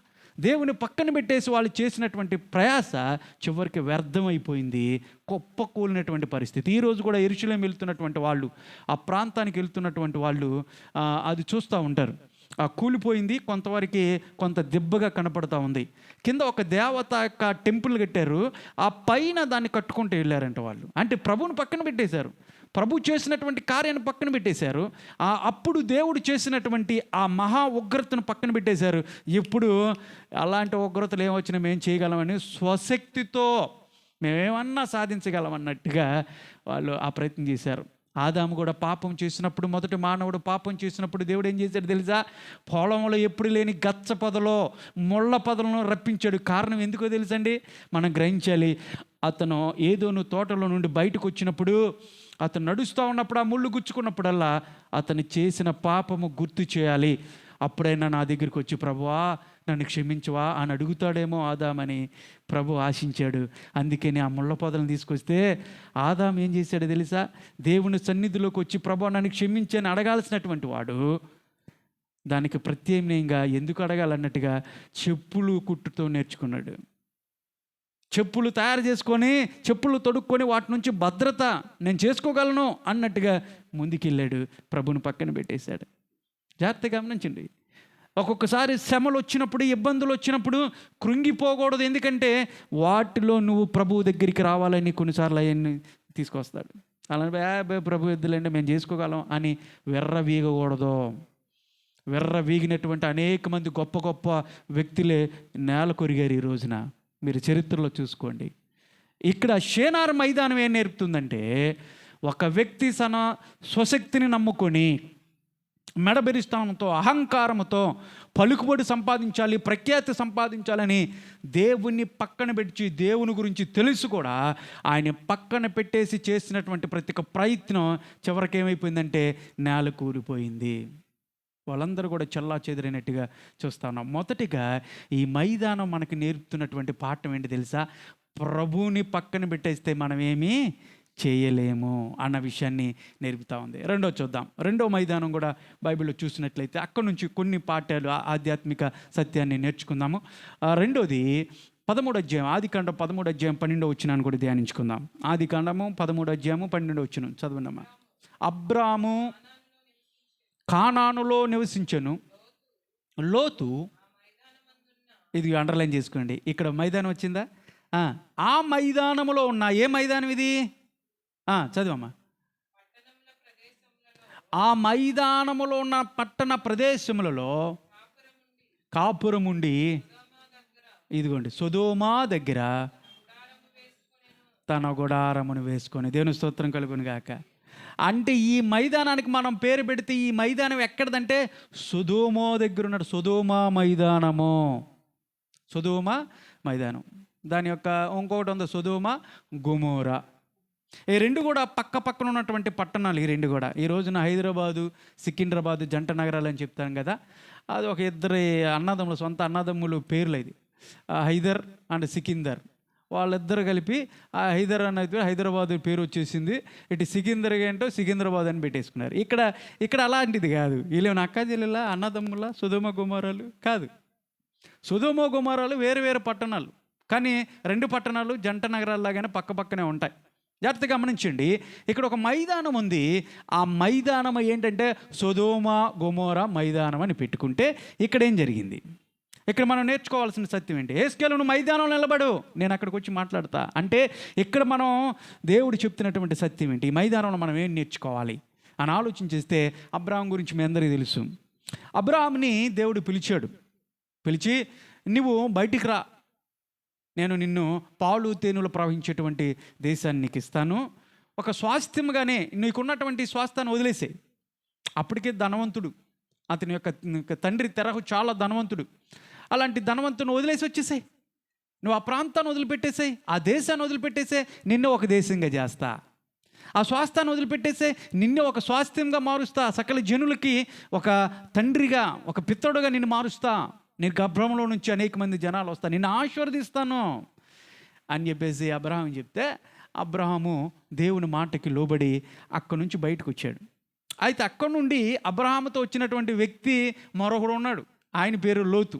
అంటే లోతు గురించి మనం జాగ్రత్త పరిశీలిస్తే చాలా మాటలు మనం మాట్లాడుకోవచ్చు, కానీ లోతులో చాలా మైనస్లు ఉన్నాయి. ఒక ప్లస్ పాయింట్ ఏంటంటే అబ్రహాముతో పాటుగా బయటకు వచ్చేసాడు. వెళ్ళిపో బాబు, నేను రానులే, ఇక్కడ చాలా ధనం ఉంది, నువ్వు పెచ్చోడు కాబట్టి ఏదో ఒక స్వరం వినపడింది అంటున్నావు, ఆయన ఎవరో తెలీదు, ఆయన పేరేంటో తెలియదు, నీకు బయలుదేరి వెళ్ళిపోతున్నావు, పిచ్చబట్టింది నీకు, నేనైతే వదిలి రాను బాబు, నాకు ఇక్కడ సేఫ్గా ఉంది, దేనికి కొదవలేదు, ఎల్లు అన్నయ్య అని చెప్పేసి అన్నాడా? అనలా. లోతు ఏమన్నాడంటే, అన్న నేను కూడా వచ్చేస్తా అన్నాడు. అబ్రహాంతో పాటు బయలుదేరి వచ్చినటువంటి లోతు ఒక ప్రాంతానికి వచ్చేప్పటికే, కనాను అన్నటువంటి ఆ దగ్గరలో ఉన్నటువంటి ఆ ప్రాంతానికి వచ్చేసేపటికే వీళ్ళిద్దరికీ కొంత డిస్కషన్ జరిగింది. అబ్రహాము లోతుని పిలిచాడు. లోతు, మరి నాతో పాటు వచ్చావు, మంచిదే, అయితే నీ కాపర్లకి, అంటే నీ యొక్క పనులకి నా పనులకి పొత్తు కలవట్ల, గొడవలు వచ్చేస్తున్నాయి, నీ మంద కూడా విస్తరించబడింది, మరి కాబట్టి ఇక్కడ పనులకి సెట్ అవ్వట్లేదు, కాబట్టి నువ్వు కోరుకున్నటువంటి ప్రాంతానికి నువ్వు వెళ్ళిపో, నువ్వేది కోరుకుంటావో చుట్టూ చూడు, నీకే ప్రాంతం బాగుంటుందో ఆ ప్రాంతానికి వెళ్ళిపో లోతు అని చెప్పేసి అబ్రహాం చెప్పాడు. అప్పుడు లోతు చేయాల్సినటువంటి పని ఏంటి తెలుసా? ఆ పనిని పక్కన పెట్టేశాడు. లోతు చేయాల్సినటువంటి, అక్కడ పలకాల్సినటువంటి మాట ఏంటంటే, అన్న ఎక్కడికి వెళ్ళమంటావు? నిన్ను వదిలి ఎక్కడికి వెళ్ళమంటావు? ఫస్ట్ కాడ నుంచి నీతోనే ఉందామని వచ్చాను కదా. ఆ సేవకులంటే, ఆ పనులంటే మనం కూర్చోబెడదాము, వాళ్ళని సర్ది చెప్దాం, మాట్లాడదాం, వాళ్ళని సరిచేద్దాం, అంతా సర్దుమనిగా అయిపోద్ది. నేను ఎక్కడికి వెళ్తానన్నా నిన్ను వదిలిపెట్టేసి అనాల్సినటువంటి లోతు ఏం చేశాడు తెలుసా? అది పక్కన పెట్టేసి, ఓకే మంచిది, అయితే ఇక నీ దగ్గర నుంచి నేను వెళ్ళిపోతాను, ఈ మాట కోసం ఎదురు చూస్తున్నా అన్నట్టుగా, ఓకే అన్నయ్య అన్నట్టుగా చుట్టూ చూశాడు. చుట్టూ చూస్తే పచ్చగా కనపడుతుంది ఒక ప్రాంతం, మైదాన ప్రాంతం చాలా పచ్చగా కనపడతా ఉంది. సొదొమ గొమొర్రా మైదానం వైపు చూశాడు, పచ్చగా కనపడుతుంది, వాటర్కి నీళ్ళకి ఏం కొదువు లేదు. ఇప్పుడు అబ్రాహాము నిలబడినటువంటి నీళ్ళేంటో బీడిపోయినటువంటి పొలంలాగా కనపడుతుంది. ఆ నేల అంతా బీడిపోయినటువంటి నేల కనపడుతూ ఉంది. కానీ పచ్చగా కనపడుతున్నటువంటి ఆ ప్రాంతాన్ని చూశాడు దూరంగా ఉండి. నచ్చింది. అన్నా నేను అక్కడికి వెళ్ళిపోతా అన్నాడు. వెళ్ళు. అరే ఇక్కడ ఏమి లేదు కదా, నాకు ఇక్కడ అంతా ఎండిపోయినటువంటి ప్రాంతం కనపడుతుంది లోతు, నువ్వే ఆ ప్రాంతాన్ని కోరుకుంటే నా పరిస్థితి ఏంటని చెప్పేసి అన్నాడు అబ్రాహాము. అనలా, నివారించడానికి చూడలా, వెళ్ళు అన్నాడు. నీ ఇష్టం, నువ్వు కోరుకున్న ప్రాంతానికి వెళ్ళంటే లోతు బయలుదేరాడు. జాగ్రత్తగా గమనించండి ప్రియులారా, నా సబ్జెక్టులోకి వస్తా ఉన్నా. బయలుదేరాడు లోతు, ఆ సొదొమ గొమొర్రా ప్రాంతానికి వెళ్ళాడు. ముందు ఏం చేశాడు తెలుసా? బయట వేసుకున్నాడు డేరా. బయట వేసుకొని ఆ తదుపరి లోపలికి వెళ్ళిపోయాడు, ఎంటర్ అయిపోయాడు. ఓళ్ళు పొలిమేరలో ఉన్నటువంటి వ్యక్తి ఊరిలోకి ఎంటర్ అయిపోయి ఆ పట్టణంలో అక్కడ గుడారం వేసుకొని చివరికి ఆ ప్రాంతంలో ఒక నాయకుడిగా ఎదిగాడు. జాగ్రత్తగా గమనించండి. పచ్చగా ఉన్నటువంటి ప్రాంతం చాలా బాగుంది, ఆహ్లాదకరంగా ఉంటుంది, అక్కడైతే నాకు ఏది లోటు ఉండదని చెప్పేసి కోరుకొని లోతు ఆ ప్రాంతానికి వెళ్ళి చివరికి ఏం తెచ్చుకున్నాడు తెలుసా? నాశనం వచ్చింది అక్కడ కూడా. ఇక్కడ ఒక సబ్జెక్టు మీరు జాగ్రత్తగా ఆలకించినట్లయితే, సొదొమ గొమొర్రా పట్టణంలో ఉన్నటువంటి వ్యక్తులు కూడా ఎలాగున్నారు? పాపంతో నిండిపోయారు. నోవహు దినంలో ఉన్నటువంటి పాపమే ఇప్పుడు కూడా రాను రాను మళ్ళీ అదే వచ్చేసింది. భయంకరమైనటువంటి పాపం. అంత పాపం చేస్తున్నటువంటి వారిని దేవుడు మళ్ళీ ఏం చేయాలనుకున్నాడు తెలుసా? మళ్ళీ వీళ్ళని నాశనం చేద్దాం అనుకున్నాడు. అక్కడ ఆ నాశనం చేద్దాం అన్నప్పుడు లోతు కనబడ్డాడు. ఆ లోతుని బయటికి తీసుకురావడానికి, లోతును తన కుటుంబాన్ని బయటికి తీసుకురావడానికి దేవదూతలను పంపిస్తే, దేవదూతలు కూడా లోతు నివసించేటువంటి ప్రాంతానికి రావడానికి ఇష్టపడలా. మొదట్లో లోతు ఇంట్లోకి రావడానికి ఇష్టపడలా. బాబు మేము ఇక్కడే ఉంటాం, మేము వీధుల్లోనే ఇక్కడే ఉంటాం, కానీ మీరు ఖాళీ చేసి వెళ్ళిపోండి అన్నాడు లోతుని. లోతు నువ్వు వెళ్ళిపో, నీ ఫ్యామిలీని తీసుకొని వెళ్ళిపో, మేము రాము ఇంట్లోకి, మేము రాము ఆ ప్రాంతానికి, మేము ఇక్కడే ఉంటాం, మేము దూరంగానే ఉంటాం. అంటే ఎంత భయంకరమైనటువంటి పాపము ఆ రోజుల్లో ఆ సొదొమ గొమొర్రా పట్టణాల్లో ఉందో చూడండి. పాపం ఎలా ఉంటుందో తెలుసండి? చూడటానికి చాలా థ్రిల్గా ఉంటుంది, ఆహ్లాదకరంగా ఉంటుంది. నేను చాలా సందర్భాల్లో చూశాను. కన్నులకు చాలా ఇంపుగా ఉంటుంది, ఆకర్షణీయంగా ఉంటుంది. రంగురంగుల ప్రపంచం ఈ రోజున. ఈ రంగురంగు ప్రపంచంలో పడిపోయి చాలామంది యవనస్తులు తమ జీవితాలని పతనా స్థాయికి తీసుకెళ్ళిపోతున్నారు, నాశనం చేసుకుంటా ఉన్నారు ఈ రోజున. పాపం మొదట్లో ఎలా ఉంటుందంటే ఆకర్షణీయంగా ఉంటుంది. ఇక్కడ లోతు ఆ ప్రాంతాన్ని మొదట ఏం చేశాడంట? చూశాడు. చూశాడు. ప్రతి పాపం కూడా ముందు మన కన్నులతో చూస్తాం. ఆ చూసినటువంటి ఆ కన్నులకి ఎలా ఉందంటే అది పచ్చగా కనబడింది, ఆకర్షణీయంగా కనబడింది. రెండోది పాపం ఎలా ఉంటుందో తెలుసా? ముందు కన్నులతో చూస్తాం, రెండోది ఆకర్షణీయంగా కనపడినప్పుడు అందులోకి ప్రయాణమై వెళ్ళిపోయాడు. అంటే హృదయంలో ఒక ఆలోచన వచ్చింది, అబ్బా నేను ఆ ప్రాంతానికి వెళతా అంటే. మన హృదయంలో కూడా పాపానికి మూడో మెట్టు ఏంటి తెలుసా? మొదటిగా చూస్తాము, ఆకర్షితులు అవుతాము, ఆ తర్వాత హృదయంలోకి దాన్ని ఆహ్వానించుకుంటాం. అబ్బా నేను ఖచ్చితంగా చేయాల్సిందే ఆ పాపం. అబ్బా ఎంత బాగుందో ఆ స్త్రీ, వెళ్ళాల్సిందే. ఎంత బాగున్నాడు ఆ అబ్బాయి, ఆకర్షణీయంగా ఉన్నాడు, చూసింది ఆకర్షణీయంగా ఉన్నాడు, అందంగా ఉన్నాడు. మూడోది తన హృదయంలోకి దాన్ని ఆహ్వానించేసుకుంది. ఆ పాపం చేయటానికి ముందు ఏమవుతుంది? అడుగులు పడతాయి. లోతు అడుగులు పడాడు, ప్రయాణం కొనసాగించాడు. ఎక్కడేసాడు? ఊరు పొలిమేర మీద వేసాడు. అక్కడున్న ప్రజలను చూడలేదా లోతు? బయట నుంచున్నప్పుడు వాళ్ళ పాపాత్ములా కాదా, వాళ్ళ జీవిత విధానం ఎలాగుంది అని జాగ్రత్తగా చూస్తున్నటువంటి లోతుకి అర్థం అవ్వలేదా వాళ్ళ బతుకులు ఎలా ఉన్నాయో? చూశాడు, అన్నీ తెలిసింది. అరే ఇలాగున్నాయి, ఇప్పుడు వరకు మనం పెరిగిన పెంపకం ఏంటి, మన భక్తి ఏంటి, మా అన్నయ్య అబ్రాహాం జీవితం ఏంటి, ప్రభు మాట్లాడాడు కదా, ఇలాంటి వ్యక్తులతో కాదు కదా మనం నివసించాల్సింది, వెళ్ళిపోయి మళ్ళీ మన అన్నయ్యతో ఉందామని అనుకున్నాడా? అనుకోలా. చూశాడు, అన్నీ గ్రహించాడు, లోపలికి అడిగేసాడు. టెంట తీసాడు, ఈసారి లోపలికి తీసేసాడు. చివరికి నాయకుడు అయిపోయాడు అక్కడ.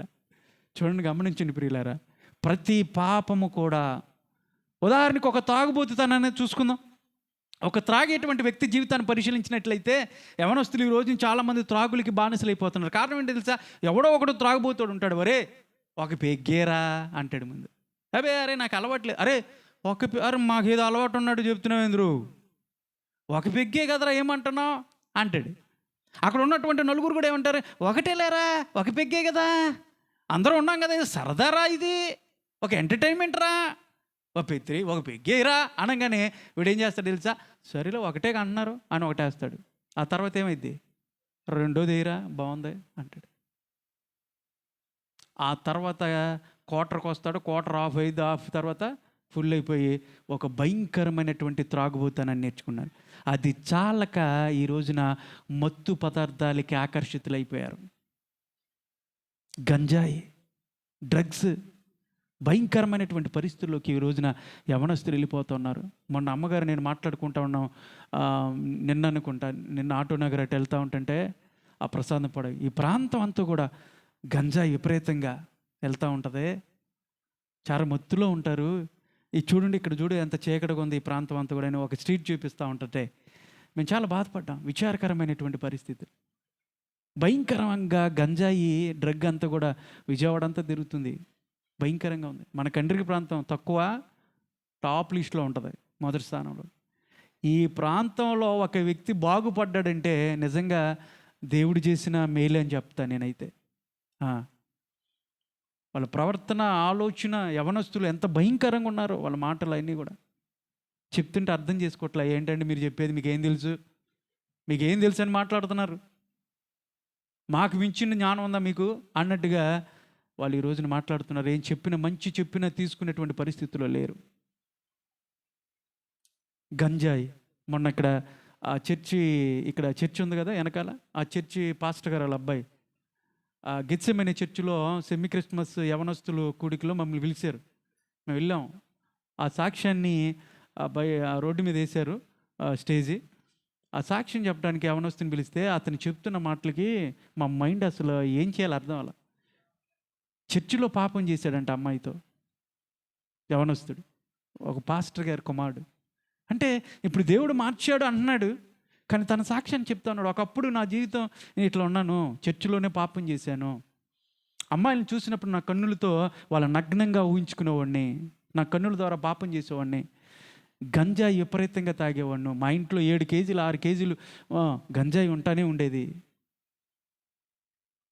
చెప్తుంటే ఏం అర్థం అవ్వలేదు నాకు. యవనస్తుడు. ఈ రోజున చాలామంది యవనస్తులు ఆ విధంగానే ఉన్నారు. ఏంటి దానివల్ల వాళ్ళు సాధించేదంటే చివరికి తల్లిదండ్రులకు శోకమే మిగులుస్తూ ఉన్నారు. ఎన్నో ఆశలతో పెంచితే వాటికి అలవాటు పడిపోయి వాళ్ళ జీవితాలను చిన్నాభిన్నం చేసుకొని అసలు దేనికి పని చేయకోకుండా వాటిని తీసుకోవటం వల్ల ఏమవుద్ది? ఆరోగ్యం దెబ్బతింటుంది, మరణపడం మీదకి వెళ్ళిపోతూ ఉన్నారు, రకరకాల జబ్బులు వస్తూ ఉన్నాయి. వాటిని తగ్గించుకోవటానికి ఆ హాస్పిటల్ ఈ హాస్పిటల్ అని చెప్పేసి ఇల్లు కూడా అమ్మేసుకొని తిరుగుతున్నటువంటి వాళ్ళు లేరా? ఉన్నారు చాలామంది. అలాంటి భయంకరమైనటువంటి పరిస్థితి, పాపము విస్తరిస్తూ ఉంది, భయంకరంగా విస్తరిస్తూ ఉంది. నేను చెప్తున్నాను యవనస్తులకి జాగ్రత్త. యవనస్తులు చెల్లెళ్ళు ఉన్నారు, తమ్ముళ్ళు ఉన్నారు, జాగ్రత్త అమ్మ, జాగ్రత్త. మీ జీవితాలను చేతులారా పాడు చేసుకోవద్దు. ప్రభువుకు దగ్గరికి రండి, ప్రార్థనలో ఉండండి. ఎవరితో మాట్లాడొద్దు, అలాంటి వాళ్ళతో ఎవరితో మాట్లాడొద్దు, దగ్గర కూడా తీసుకురావద్దు. ఇక్కడే జాను గారు తెలుసుగా, సీను దగ్గరికి తీసుకొచ్చాడు. ఇంట్లో ఉన్నాము, అదేంటమ్మా ట్యాబ్ ఎత్తేసేసారు. తర్వాత చేస్తున్నా ఏ వ్యక్తిని ఇన్వైట్ చేశాడో ఇక్కడే ఆ వ్యక్తులు. ఏం చేస్తాం? అడుగుతామా? గొడవలు అడిగితే ఎవరిని కూడా జాగ్రత్త. ప్రాంతం బాగాల, మనుషుల ఆలోచనలు బాగాల, బ్రతుకులు బాగాలేదు, ఎవరిని నమ్మే పెళ్ళలేదు ఈ రోజున. జాగ్రత్తగా ఉండండి, మీ భక్తిని జాగ్రత్తగా కాపాడుకోండి. లోతు చేసినటువంటి లోతు తీసుకున్నటువంటి నిర్ణయం చివరికి ఏమైపోయింది తెలుసా? ధనవంతుడికి వెళ్ళినటువంటి లోతు సమస్తాన్ని పోగొట్టుకొని ఏం చేశాడు? ఒంటరిగా బయటకు వచ్చాడు. తన కుటుంబంలో 2 కూతుర్లను మాత్రమే ఆయన కాపాడుకోలేడు, భార్యను కూడా పోగొట్టుకున్నాడు. చాలా ధనవంతుడిగా ప్రవేశించినటువంటి లోతు ఏమైపోయాడు? ఆకర్షితులైపోయాడు. బాగుంది అనుకున్నాడు. పాపం అలాగే ఉంటుంది. పాపం అలా ఉంటుంది, ఆకర్షణీయంగా ఉంటుంది, చేసేటప్పుడు థ్రిల్గా ఉంటుంది, అబ్బా ఏముందరా అన్నట్టుగా ఉంటుంది. ఒక రోజున నీ జీవితం అయిపోద్ది తెలుసా? ఆగమైపోతావు.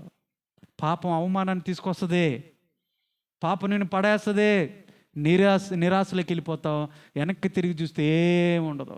ఏం సాధించావంటే ఏముండదు, మొత్తం పోగొట్టుకున్నట్టుగానే ఉంటుంది. నీ జీవితం పోద్ది, నీ ఆరోగ్యం పోద్ది, నీ డబ్బు పోద్ది, నీ ధనం పోద్ది, నీ ప్రాంతంలో నీకున్నటువంటి మర్యాద కూడా పోద్ది. పాపానుకున్నటువంటి శక్తి అలాంటిది. జాగ్రత్త సుమి. వాక్యం సెలవిస్తూ ఉంది. ఈ రోజున షీనారు మైదానం నుంచి నువ్వు నేర్చుకోవాల్సింది ఏంటి తెలుసా? ఇక్కడ లోతు అనేటువంటి వ్యక్తి జీవితం నుంచి నువ్వు నేర్చుకోవాలి. లోతు ఆకర్షణీయంగా ఆకర్షితుడైపోయాడు, కోరుకున్న ప్రాంతానికి వెళ్ళిపోయాడు. ఆ ప్రజలను చూసి కూడా వెనక్కి తిరిగి రావాల్సినటువంటి లోతు రాకోకుండా అక్కడే ఉండటం వల్ల తన సమస్తాన్ని కోల్పోయి ఒంటరిగా బయటకు వచ్చేసాడు బయటికి. ఇది షీనారు మైదానం నుంచి మనం నేర్చుకోవాల్సినటువంటి పాఠం. ప్రభు దగ్గరికి ఉండాల్సినటువంటి మనం, ప్రభుని నిత్యం ఆరాధించాల్సినటువంటి మనం, దేవుని మహిమపరచాలని ప్రభు మనల్ని తయారు చేస్తే ప్రభువును పక్కన పెట్టేసి నిష్టానుసారంగా బాగుందని చెప్పేసి పాపంలో పడిపోయావా? అది ఏ పాపం అయినప్పటికి కూడా, ఒక అబద్ధమే అవ్వచ్చు, ఒక వ్యభిచారమే కావచ్చు, ఒక మోసకరమైన అవ్వచ్చు, ఒక దొంగతనం అవ్వచ్చు, అది ఏదైనప్పటికీ కూడా అది పాపమే. అది చిన్నదైనా పెద్దదైనా పాపమే. ఆ పాపం ఒక రోజున, ఒక సిగరెట్టేగండి, రోజుకు ఒక సిగరెట్ తాగుతాను పాస్టర్ గారు, ఏమవుతుందనంటే ఒక సిగరెట్టే ఒక రోజున అది నీ ప్రాణాన్ని తీసేస్తుంది. తెలుసా నీకు? అది క్యాన్సర్ బారిన పడతావు. ఒక పెగ్గేనండి అంటావు, ఆ ఒక్క పెగ్గే ఒకరోజు నీ ప్రాణాన్ని తీసేస్తా. పాపం అలాంటిదే. జాగ్రత్త. ప్రభువు దగ్గరికి వచ్చినప్పుడు, ప్రభు మాటకు లోబడినప్పుడు, లోకం ఆకర్షణీయంగా ఉంటుంది, లోకాన్ని పెంటగా ఎంచాలా. ఈ లోకమంతా కూడా శాశ్వతం కాదు. ఇది నిజమైనటువంటి ఆనందాన్ని, శాశ్వతమైనటువంటి ఆనందాన్ని నాకు ఎప్పుడు ఇవ్వదు. ప్రభు ప్రేమ మాత్రమే శాశ్వతమైనది. కాబట్టి ప్రభు ఇచ్చేటువంటి ఆనందము, సంతోషమే నాకు కావాలని ఎవరైతే తీర్మానం తీసుకుంటారో, ఎవరైతే దేవునికి దగ్గరికి వస్తారో, వారి జీవితాలు, వాళ్ళ కుటుంబ జీవితాలు గొప్ప మేలుగా, ఆశీర్వాదకరంగా దేవుడు మార్చిపోతాడు. దేవుని స్తోత్రం కలుగునుగాక. 3వ మైదానం పేరు కూడా చెప్పి నేను ముగించేస్తాను. యెహోషువ గ్రంథం 5వ అధ్యాయం 11వ వచనం. యెహోషువ గ్రంథం 5వ అధ్యాయము 11వ వచనం చదువుకుందాం. అక్కడ ఒక మైదానం ఉంది. ఆ మైదానం గురించి కూడా 2 మాటలు చెప్పి నేను ముగించేసి, ఇక్కడ చెప్పను, ఒక 2 మాటలు చెప్పి నేను ముగింపులోకి వచ్చేస్తాను. జాగ్రత్త చూద్దామా? యెహోషువ గ్రంథము 5వ అధ్యాయము 11వ వచనం చదవమ్మా. యెహోషువ గ్రంథం. పస్కా పోయిన మరునాడు వారు ఈ దేశపు పంటను తినిరి. ఆ దినమందే వారు పొంగకయు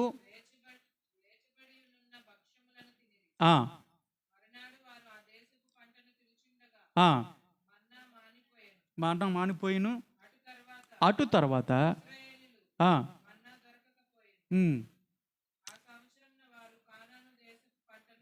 5వ అధ్యాయం 10వ వచనమేనా? యెహోషువ గ్రంథం 5:10. ఇశ్రాయేలీయులు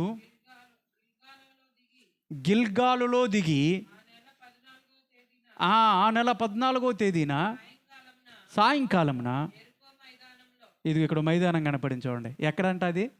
చెప్పండి, ఎక్కడ మైదానం అది? యెరికో మైదానమున పస్కా పండుగను ఆచరించిరి. దేవునికి స్తోత్రం చెప్పండి గట్టిగా. ఇక్కడ ఒక మైదానం ఉంది, దానికి పేరంటే యెరికో మైదానము. యెరికో మైదానం. ఇశ్రాయేల్ ప్రజలందరూ కూడా విడిపింపబడిన తర్వాత పస్కా పండుగను అక్కడ ఆచరించినట్లుగా మనం చూస్తూ ఉన్నాం. పస్కా పండుగ అంటే ఏంటి? చాలామంది తెలుసు. పస్కా పండుగ అంటే ఏంటి? గొర్రె పిల్ల వధించబడిన తర్వాత, అంటే వాళ్ళు చెరలో నుండి విడిపింపబడినటువంటి సంఘటన. ఒక గొర్రె పిల్ల వధించబడట కారణాన్ని బట్టి వాళ్ళు ఐగుప్తులో బానిసలుగా ఉన్నటువంటి వాళ్ళు, 430 సంవత్సరాల బానిసత్వంలో ఉన్నటువంటి వాళ్ళు విడిపింపబడినటువంటి సంఘటన. పాస్ ఓవర్ అంటారు పస్కాని. పాస్ ఓవర్ అన్నటువంటి పదము నుంచి పాస్కా అన్నటువంటి మాట వచ్చింది. పస్కా అంటే దాటిపోవుట అని అర్థం. అక్కడ నుంచి దాటిపోయారు, చెరలో నుంచి వాళ్ళు దాటిపోయారు. అక్కడ ఆ రాత్రి కాల సమయంలో ఒక సంఘటన జరిగింది. గొర్రెపిల్ల వధించబడింది. గొర్రెపిల్ల వధించబడింది. పిల్లలు గమనించండి. ఆ తర్వాత వాళ్ళు ఇజ్రాయెల్ ప్రజలందరూ కూడా ఆ మైదానంలో పడి, అరణ్యంలో పడి వాళ్ళు జర్నీ సాగుతూ ఉన్నప్పుడు, అక్కడి నుంచి ముందుకు వస్తూ ఉన్నప్పుడు ఆ అరణ్యంలో చాలామంది నేల కొరిగారు. చాలామంది పితరులందరూ కూడా చనిపోయారు. యెహోషువ నాయకత్వానికి వచ్చేప్పటికే వాళ్ళ కనానులో అడుగుపెట్టే నాటికి ఆ పాత తరం అంతా కూడా నశించిపోయింది. తరం అంటే 30 సంవత్సరాలు. 30 సంవత్సరాలకు ఒక తరం. అక్కడ ఉన్నటువంటి ఒరిజినల్గా ఐగుప్తులో నుంచి బయటకు వచ్చినటువంటి ఇజ్రాయెల్ ప్రజలు ఎవరైతే ఉన్నారో వాళ్ళందరూ నశించిపోయారు. దేవుని మాటకి అంగీకరించుకోకుండా, లోబడుకోకుండా సనిగారు, గొనిగారు, దేవుని నింద చేశారు.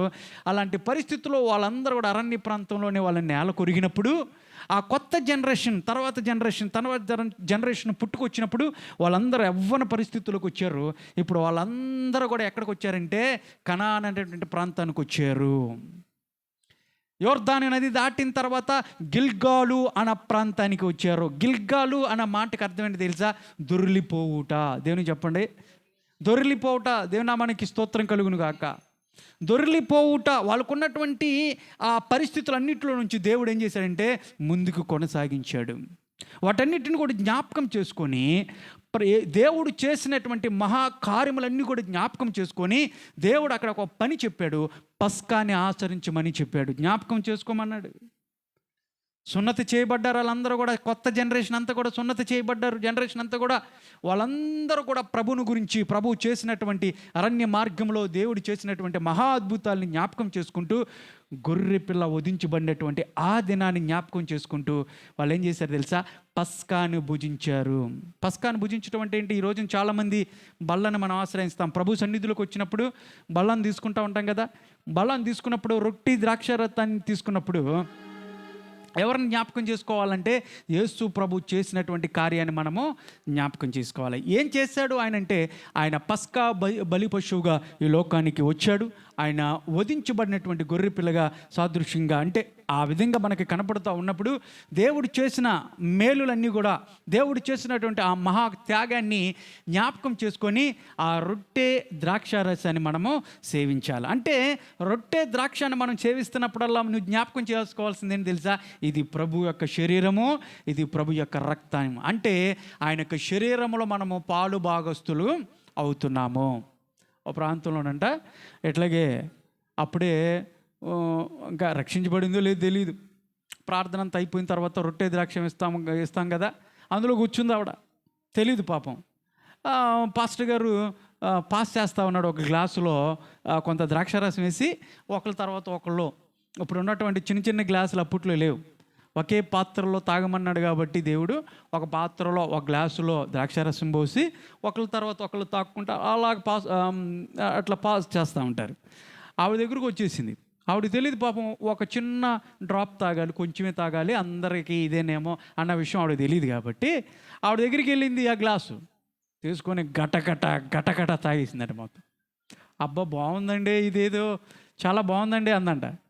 బాగుంటుంటమ్మా, మొత్తం తాగేసేవేంటి నువ్వు, అందరికీ ఇవ్వాలి కదా అది. అంటే ఈ రోజున ఎందుకు విషయం చెప్తున్నానంటే, చాలామందికి బళ్ళ విషయం చాలామంది తెలియట్లా.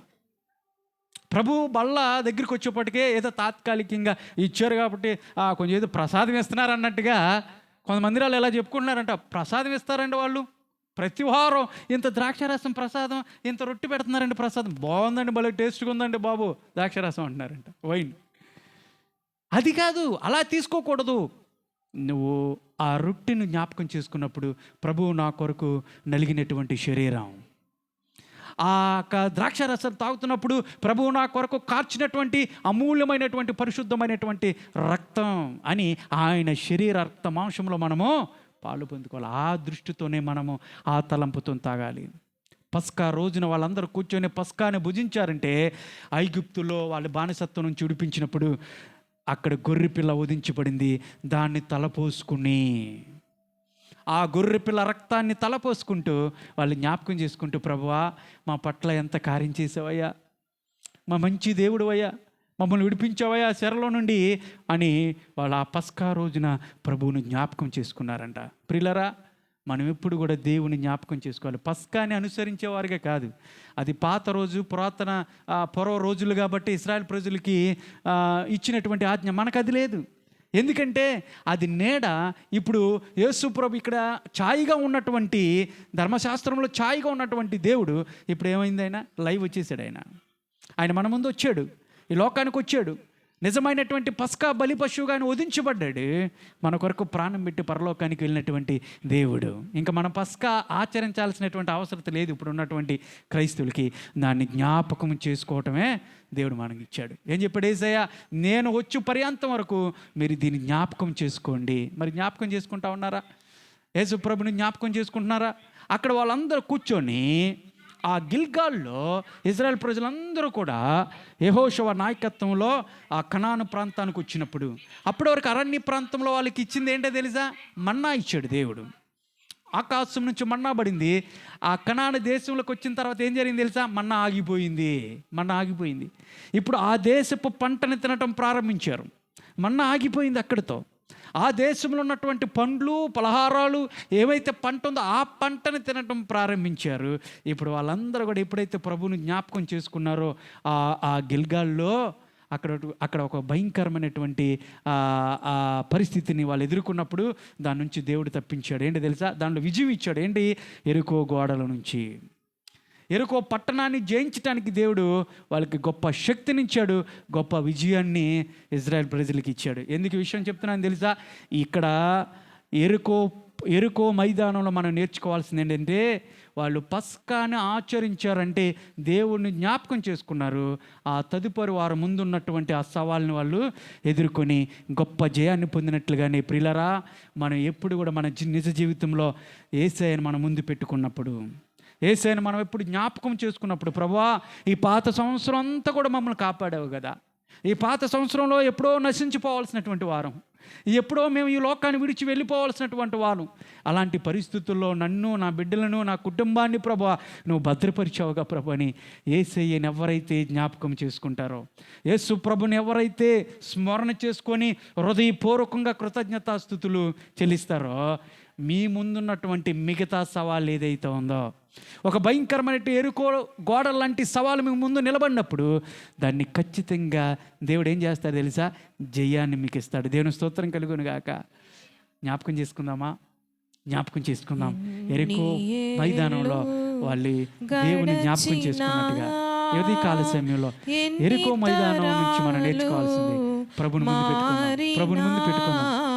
మారని వీడని ప్రేమే నీదయ్యా, మార్చిన నా జీవితం నీకే యేసయ్యా. మారని వీడని ప్రేమే నీదయ్యా, మార్చిన నా జీవితం నీకే యేసయ్యా. ఇంతకాలం నీదు కృపలో దాచిన దేవా, ఇంతకాలం నీదు కృపలో దాచిన దేవా, ఇకను కూడా మాకు తోడు నీడ నీవే కదా, ఇకను కూడా మాకు తోడు నీడ నీవే కదా. ఇంతకాలం నీదు కృపలో దాచిన దేవా. ఏస్కేలుకి ప్రభు చెప్పాడు, ఏస్కేలు నువ్వు మైదానంలోకి వెళ్ళి నిలబడు, నేను అక్కడ నీతో మాట్లాడతాను అని దేవుడు చెప్పినప్పుడు, మైదానంలో ఏం నేర్చుకుంటాను ప్రభువా అని అడగగలిగితే, ఇప్పుడు 3 అంశాలు మీ ముందుకు తీసుకొచ్చాను. 3 మైదానాల గురించి మనం నేర్చుకున్నాం. 3 మైదానాల నుంచి అనేకమైనటువంటి ఆత్మీయ సంగతులు మనం నేర్చుకున్నాం, ఎన్నో పాఠాలు మనం నేర్చుకున్నాం. మొదటి మైదానం పేరేంటి? మొదటి మైదానం పేరు ఏం చెప్పుకున్నాం చెప్పండి? మొదటి మైదానం ఏంటిది? షీనారు మైదానం. షీనారు మైదానంలో ఏం జరిగింది? వాళ్ళ శక్తిని తమ యొక్క శుచిత్వాన్ని వాళ్ళు నెరవేర్చుకోవాలని వాళ్ళ ప్రయత్నాలు ఏమైపోయినాయి? చివరికి ప్రభుని పక్కన పెట్టేశారు. చివరికి వాళ్ళందరూ కూడా పతనం అయిపోయినట్టుగా, చల్లా చెదిరైపోయినట్టుగా మనం చూస్తున్నాం. వాళ్ళ ప్రయత్నాలన్నీ కూడా విఫలమైనట్లుగా మనం చూస్తూ ఉన్నాం. రెండో మైదానం పేరేంటి? సొదొమ మైదానము. సొదొమ మైదానం కొంచెం ఆకర్షణీయంగా ఉంది. ఆకర్షణానికి లోనైనప్పుడు చివరికి ఆస్తిపరుడికి వెళ్ళాడు లోతు, కానీ ఒంటరిగా అక్కడి నుంచి బయటపడినట్లుగా చూస్తూ ఉన్నాం. అంటే పాపం చేస్తున్నటువంటి మనం ఒక రోజున మన జీవితంలో కూడా ఏమైపోద్దంటే అలాంటి పరిస్థితికి వచ్చేస్తాము. మూడో మైదానం ఏంటి?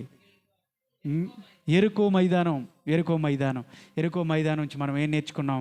దేవుని జ్ఞాపకం చేసుకున్నప్పుడు, గొర్రె పిల్లను నిజమైనటువంటి క్రీస్తు ప్రభువును మనం జ్ఞాపకం చేసుకున్నప్పుడు మన జీవితాల్లో అనేకమైనటువంటి మేలులు, ఆశీర్వాదాలు, గొప్ప జయాన్ని ఇస్తాడని మనం నేర్చుకుందాం. ఈ వాక్యాన్ని గుర్తుపెట్టుకుంటారా? ప్రార్థన చేసుకుందాం. కళ్ళు మూసుకోండి, ప్రార్థన చేసుకుందాం. ఇన్ని ఏళ్ళు ప్రభు మనల్ని కాపాడాడు కదా. 2025 నుంచి ఇప్పుడు ముగింపులోకి వచ్చాం. ప్రారంభం నుంచి దేవుడు మనల్ని కాపాడాడు కదా. ఎన్నో సవాలు, ఎన్నో ప్రతికూల పరిస్థితులు, అనారోగ్య సమస్యలు, అప్పు బాధలు, ఆర్థిక సమస్యలు, బిడ్డలు మాట వినకోకుండా వాళ్ళ ఇష్టానుసారంగా తిరుగుతూ హృదయాలను గాయపరిచినటువంటి సంఘటనలు కదా. ఎన్ని ఉన్నప్పటికీ కూడా ప్రభు మనందరిని కూడా ఆయన కృపలో నిలబెట్టాడు. ధైర్యాన్ని ఇచ్చాడు, కృపనిచ్చాడు, నిరీక్షణనిచ్చాడు, శాంతినిచ్చాడు, సమాధానాన్ని ఇచ్చాడు. లోకం ఇవ్వాలనేటువంటి సమాధానాన్ని ప్రభు మనకిచ్చాడు కదా. మన విడివక ఎడబాయిక మనతోనే ప్రభు నిత్యము నిరంతరం మనతో ఉండి ఆయన మనల్ని కాచి కాపాడి భద్రత, క్షేమాన్ని, కాపుదలు ఇచ్చాడు. ఈ రీతిగా నిలబెట్టాడు కదా. అలనాడు పస్కాని వాళ్ళు భుజిస్తూ దేవుణ్ణి జ్ఞాపకం చేసుకున్నట్లుగా క్రీస్తు ప్రభుని జ్ఞాపకం చేసుకుంటావు. ప్రభువా, ఇప్పుడు వరకు కాచి కాపాడావయ్యా, ఇప్పుడు వరకు నేను నిలబడ్డానంటే నాయన, నేను ఊపిరి పీల్చుకుంటున్నానంటే, శ్వాసను పీల్చుకుంటున్నానంటే నాయన, అయ్యా ప్రభా, నీవిచ్చినటువంటి కృపణ ఆయన, అయ్యా నా పట్ల మీరు చూస్తున్నటువంటి అయ్యా నీ కృపను బట్టి నీకు వందనాలు, స్తోత్రాలని ప్రభుని అందాం. యేసయ్యా నీకు వందనాలు ప్రభా, యేసయ్యా నీకు వందనాలు ప్రభా, యేసయ్యా నీకు వందనాలు ప్రభా. చెప్పండి ప్రతి ఒక్కరు కూడా, thank you lord, thank you lord, thank you Jesus, thank you Jesus ప్రభా, నీకు వందనాలు. యేసయ్యా నీకు వందనాలు ప్రభా. పరిశుద్ధాత్మ దేవుడా, నీకే కృతజ్ఞతాస్తుతులు అర్పిస్తా ఉన్నాను తండ్రి, నీకు వందనాలు ప్రభా. ఇప్పటి వరకు కాచి కాపాడావు ప్రభా, అయ్యా ఇప్పటి వరకు కాచి కాపాడావు ప్రభా. విన్న వాక్యాన్ని మా హృదయంలో పదిలిపరచండి అని ప్రతి ఒక్కరు అడుగుదాం. ప్రభు దగ్గరికి వద్దాం. పరిశుద్ధుడా, ప్రేమగల దేవా, నీ ఘనమైన పాదములకు వందనాలు, స్తుతి, స్తోత్రాలు. అయ్యా యెహెజ్కేలుకి మీరు చెప్పారు, దైవజనులకి, యెహెజ్కేలు నువ్వు మైదాన భూమిలో వెళ్ళి నిలబడు, నేను అక్కడికి వచ్చి నీతో మాట్లాడుతాను. ఆ మాట నుంచి మేము అనేకమైనటువంటి గూఢమైనటువంటి అర్థాలు మేము నేర్చుకోవటానికి ఆత్మదేవ మాకు ఇచ్చినటువంటి సహాయం నిమిత్తమై నీకు వందనాలు చెల్లిస్తూ ఉన్నాం. ఎన్నో పాఠాలు ప్రభా, మేము ఎప్పుడు కూడా తెలియనటువంటి పాఠాలు మాకు నేర్పించారు ప్రభా. వాటి ద్వారా ప్రభా బిడ్డలందరూ కూడా నాయన నీ వాక్యానికి లోబడి నిన్ను వాళ్ళ హృదయంలో ఆహ్వానించుకొని ఆ వాక్యం ప్రకారం వారి జీవితాలు కట్టుకోవటానికి సహాయం ఇచ్చేయమని ఇప్పటి వరకు మీరు బిడ్డలను కాచి కాపాడినందుకే నీకు కృతజ్ఞతాస్తుతులు అర్పిస్తూ కూడి వచ్చిన ప్రతి ఒక్కరిని కూడా పేరున జ్ఞాపకం చేసుకోండి ప్రభా. అనారోగ్య సమస్యలతో ఉన్నటువంటి వాళ్ళు ఉన్నారు ప్రభా, నాయన బిడ్డలను ఆశ్రయించండి ప్రభా. అయా బిడ్డలను ముట్టండి, తాకండి. వాళ్ళకు ఉన్నటువంటి ప్రతి ఒక్క రుగ్మత నుండి, ఆ ప్రతి ఒక్క అనారోగ్య సమస్య నుంచి యేసు నామములో విడిపింపబడునుగాక. సహాయం చేయండి, బిడ్డలకి సహాయం చేయండి. ఆర్థికపరమైనటువంటి ఇబ్బందులతో ఉన్నటువంటి బిడ్డలు ఉన్నారు ప్రభా, వాళ్ళ యొక్క సమస్య నుంచి విడుదల యేసు నామములో ప్రభా వాళ్ళ ఐశ్వర్యవంతులుగా మార్చమని ప్రార్థిస్తూ ఉన్నాను. నీ వాక్యం సెలవిస్తుంది, నీతిమంతులను ఆశీర్వదించి ఐశ్వర్యవంతులుగా మారుస్తానన్నావు. అయా నీ వాగ్దానాలను ప్రభ చేతబట్టి మేము ప్రార్థించుండగా ప్రతి ఒక్క జీవితాలను కట్టండి, నిలబెట్టండి ప్రభా. నీ నామ మహిమార్థమే ప్రతి ఒక్కరు బ్రతుకులాగిన సహాయం ఇచ్చేయమని, ఈ ప్రాంతాన్ని దీవించి ఆశీర్వదించమని ప్రార్థిస్తూ నీ ప్రియకుమారుడు మా రక్షకుడైన ప్రభుని యేసుక్రీస్తు నామమును బట్టి అడిగి వేడుకొనుచున్నాను తండ్రి. ఆమేన్, ఆమేన్, ఆమేన్. మీ అందరికీ వందనాలయ్యా.